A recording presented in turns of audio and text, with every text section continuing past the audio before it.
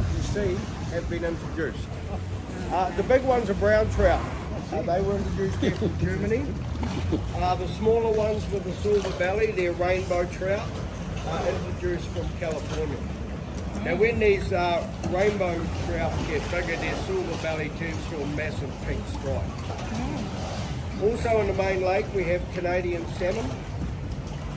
We never see them in the bay, they're very territorial. They just stay close to the rivers where they want to. But just because you actually see trout swimming around here, that doesn't mean to say when I decide to go home, you decide to come down here and catch one, right? These trout are on contract to $1 Million Cruise. They're at 11, 2 and 4 every day. But on a more serious note, fishing in the Queenstown Bay has actually been prohibited by law for over 100 years. Now last year, about this time, a couple started fishing off the steps beside the office, and it only took the police, I guess, less than 10 minutes to get down here and handcuff them, take them away. So they're pretty tough on it. As long as you have a license, so you can fish anywhere in the main lake, that is 500 metres that way. It's absolutely.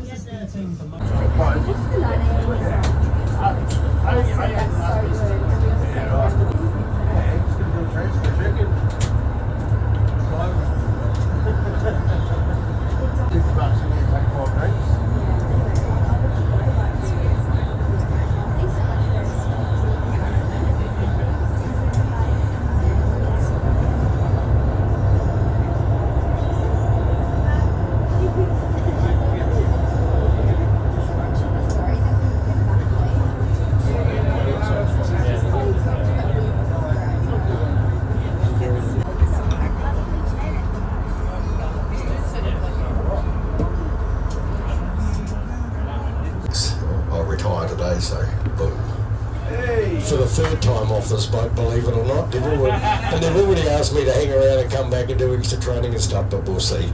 But anyway, we do run a nice relaxed cruise, all right, as I said. The boat's actually just designed for extreme rough conditions. It's not rough out there today, but what the bow does is it flicks water up in the air. That's why I've got the upstairs closed, all right.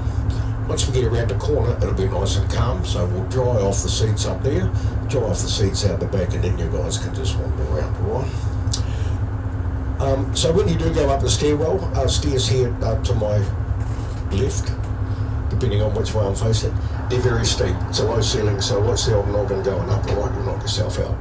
When you come down the stairwell, just treat it like a ladder, turn around to come down backwards. Sweet. If you want to go out on the rear deck, sliding door, just close it behind you. We've got some a couple more children up there in the children's area, so keep it safe for them. One of the councillors remarked that he thought the town was fit for a queen. Yeah, Queenstown, Queenstown. Oh, that is stuck with us ever since. Sitting in a boat that's bobbing up and down, right? So even when it's just a little bit like this, we just put the hammer down. It's quite spent. This year it's 3.5 metre swell on this lake, and that is pretty scary. So anyway, we'll power up. We'll get around the corner as quick as we can, guys.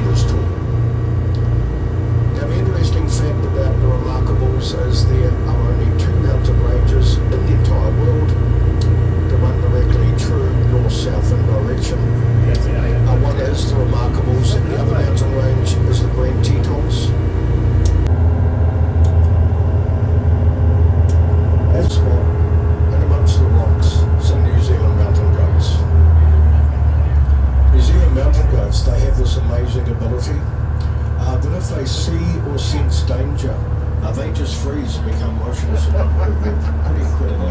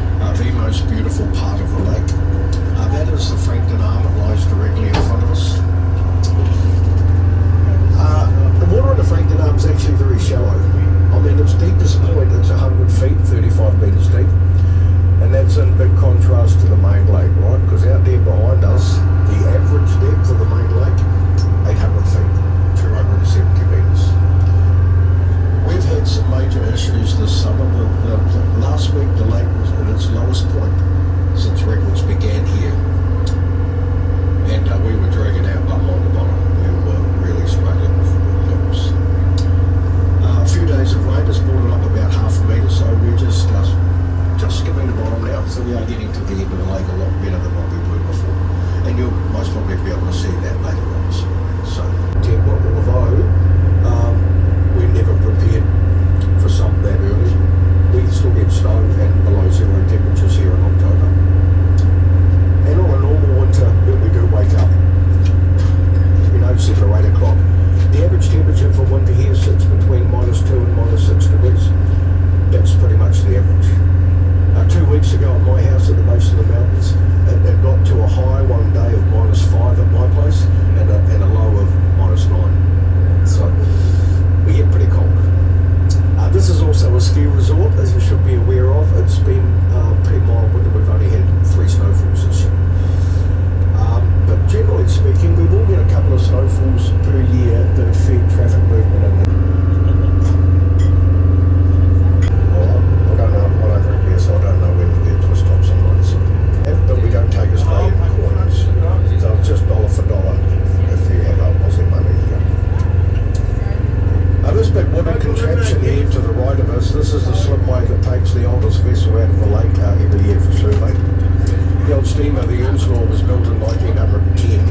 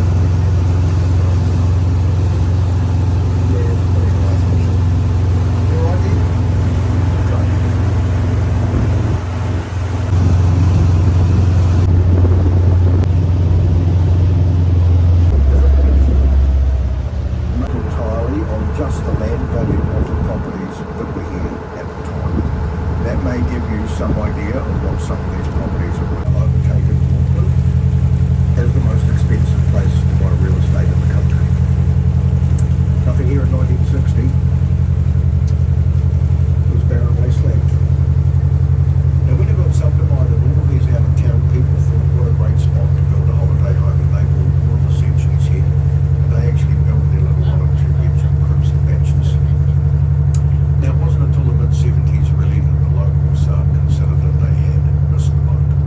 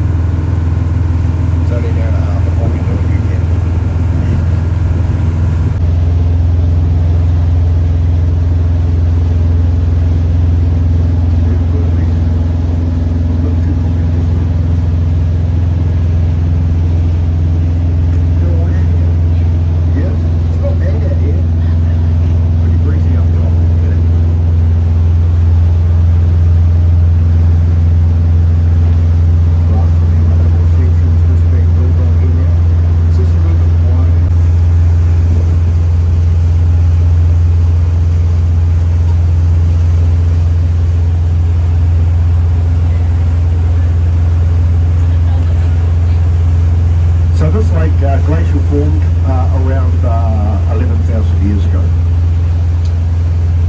This whole basin was carved out by one single glacier, and what it did is it advanced and retreated 4 times before melting and giving us the lake. Now every time it came down here, it just carved out more topsoil and vegetation from this entire region. And if you look at that peninsula there to the right of us, 11,000 years later, nothing's changed. There is still very little topsoil here. In fact, the entire Central Otago region, basically one big massive solid and schist rock. The vegetation you see has only come about since the locals started moving here. And they've just wandered around these little walking tracks, throwing handfuls of seeds out all over the place, and some of them have actually been taken in the cracks of the rock. So that's what gives this peninsula its unique vegetation. One thing for certain though, they're definitely maintenance-free gardens, aren't they? But this by no means, even by world standards, wasn't not a small glacier. I mean, without worrying about what's below us, if we were sitting on top of the water where we are now 11,000 years ago, we would all be buried under about 5,000 feet or 1,800 odd metres of solid glacial ice sitting above us.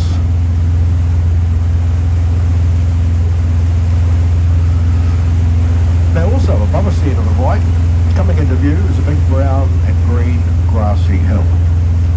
This is called Deer Park Heights. It is a privately owned farm, offers some pretty gorgeous views of the southern arm of the lake. Now, a number of years ago, there were some international movie directors wandering around the country. They were looking for new film locations. And when they arrived up there, they fell in love with those views. So since then, no less than 14 international movies have been filmed up on that hillside. They actually include scenes from all 3 series of The Lord of the Rings, along with the Hobbit trilogy. Hugh Jackman was here filming Wolverine, the X-Men series, and if you've seen that, that is where Wolverine had his cabin. Other movies you may have heard of include Shaker's Run, The Rescue, Race for Yankee Zephyr, Willow, Water Horse, and Vertical Limit, just to name a few. So the international movie industry, I mean, it's been a massive boost for the economy of this country. I actually take it that all of you have seen The Lord of the Rings, have you? You've all seen Lord of the Rings? You have? You have? Yep. And that is going to be based on the character of Gollum, so that will be a little bit impressive.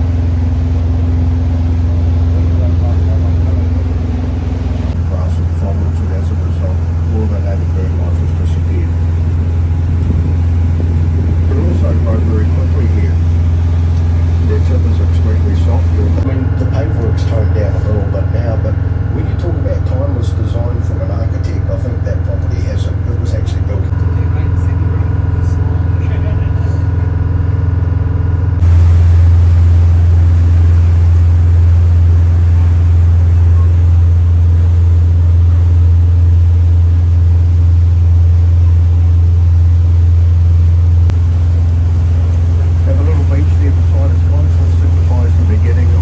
Kawarau Falls.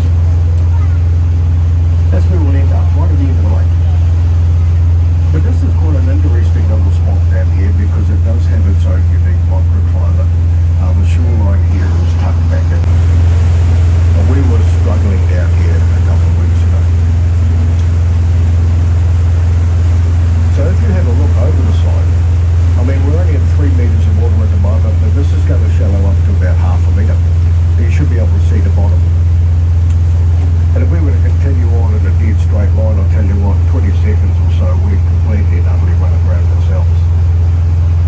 They've only got 25 here on board today, there's not enough to push us off, so we'll just turn early. Now by turning left, that opens up a pretty gorgeous view of the Remarkables again to the right of us there. If you deep water channels that were carved out by the glacier, that is the only way we can actually get this vessel to the end of the lake. If any of you on board have a phobia about falling overboard from the vessel and not being able to make it safely to shore, you don't have to worry about that down here either. If any of you were to fall overboard down here, every single one of you, all the way to the shoreline here to the left-hand side of us, none of you can get you here wet. Should be fine. Right? Generally, it's basically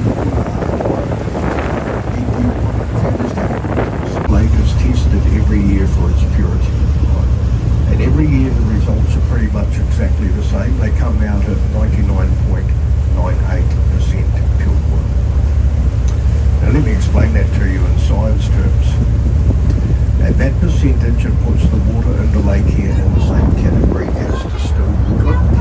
Just like distilled water, the water in this lake does not conduct electricity.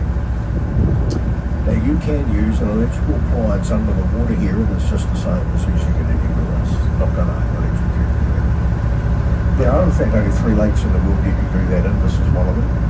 And I mean, that has really come as a blessing, because there's no facilities to take these vessels out of the lake here for maintenance, and we have either 3 or 4 along here. So we use the same company of spirit. Are these little birds flying around? Well, they're not flying. They see they flap their wings and they walk on top of the water. Australian coat. See there. And the massive influx of miners. Now, William Reeves was the man that had the sheep station in the Queenstown Bay. He was a grumpy old bugger. All of the Queenstown Bay for progress. But eventually, though, he sold the homestead a few acres, and this became a privately owned camping ground. Really popular with New Zealanders for well over 60 years. Actually, a couple of bars, but they also have a miniature pub here as well that do really good food, and it's very well priced. There are also some shops and a resident hairdresser. But the Queenstown Hilton is renowned right throughout the world for the international ladies' health and beauty spa that they've got here. Alright, so girls, if you want some pampering when you're on holiday, right, that's the place to go. The lake here. And if you haven't seen the bottom, if you have a look over the side. Now coming into view to the right front of us there, you can see an old dam. This signifies the end of the lake. We can't travel any further here. The water level actually drops a metre right underneath that dam into the river on the other side, and the only way you can access that is by jet boat. In fact, the jet boats have only been back operating here for 2 weeks. The lake was so low that the 2 jet boat companies that travelled down here actually lost a boat each.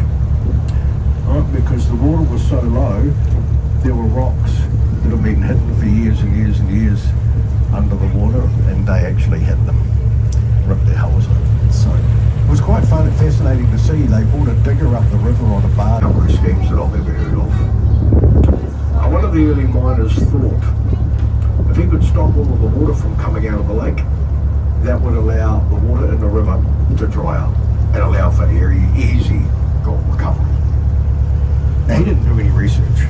All he did, got his mates together, they invested their life savings into supporting his scheme, and they started work on this dam here in 1924. Now, that only took them 2 years to build it. 1926, a massive party was held down here, and the miners lowered all of the gates, and they actually waited around for a week just to watch the water level in the river subside. But they noticed no change. They thought to themselves, we've worked pretty hard, so they all buggered off on holiday for 3 months. Now, when they came back, this was a total disaster area. I mean, all of downtown Queenstown was flooded. Water was pouring over the top of the dam. Get the wee boy out of there, please. But the disappointing thing for the miners when they got back was the water level in the river. It had never changed. Now, it never does. I see that river every day, and that is the level. Drought, flood, who cares? That's the level. And if he had done some research, he would have figured out that it's an extremely slow-moving river. But the flow of water is controlled by 6 naturally occurring rock dams about 12 kilometres downstream. That can never be changed. And the main issue is when we do flood, all of these rivers back up because they don't have a fast flow, and they flow back into the lake level. Now, I've seen a few decent floods in my life here. The worst one was in 1999. Springtime, we really hit hard. For living under the bridge here up the Shotover River. So that meant that the water level, that jetty that you boarded this vessel on, that was actually 3 metres underwater. Now, that decimated a lot of the CBD area. There were a lot of people who lost their businesses, and what was worse, 5 years later, we had another one of the same consequence, and as able to. So I think, give it 20, 30, 40, 50 years maybe, I'm not going to see it, but the CBD area will be high-rise hotels, restaurants, bars, and a few high-quality expensive shops. That'll be about it. Bit of a shame because it used to be a vibrant respawn. So that's the end of the lake. We're out of here.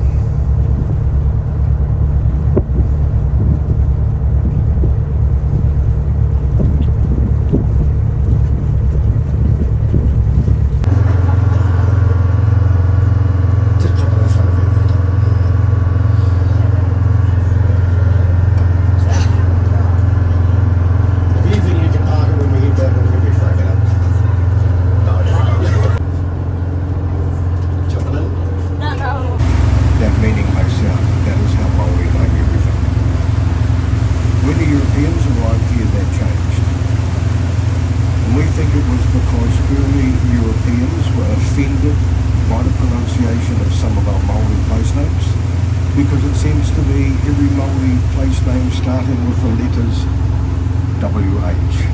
Right? WH in Māori is exactly the same as the letter F in the English language. So what the Europeans did is they removed the letter H from the word, changed the spelling and pronunciation, and rendered the meaning double point. That is actually what happened with this lake. The letter H was taken out. I can ask you all what the name of this lake is. I'll bet you all say the same thing. Lake Wakatipu, right? And that would be cool. And we didn't figure this out really until about just over 20 odd years ago when Māori Elder and Māori is the third largest, although the deepest known. The search and rescue has shown us common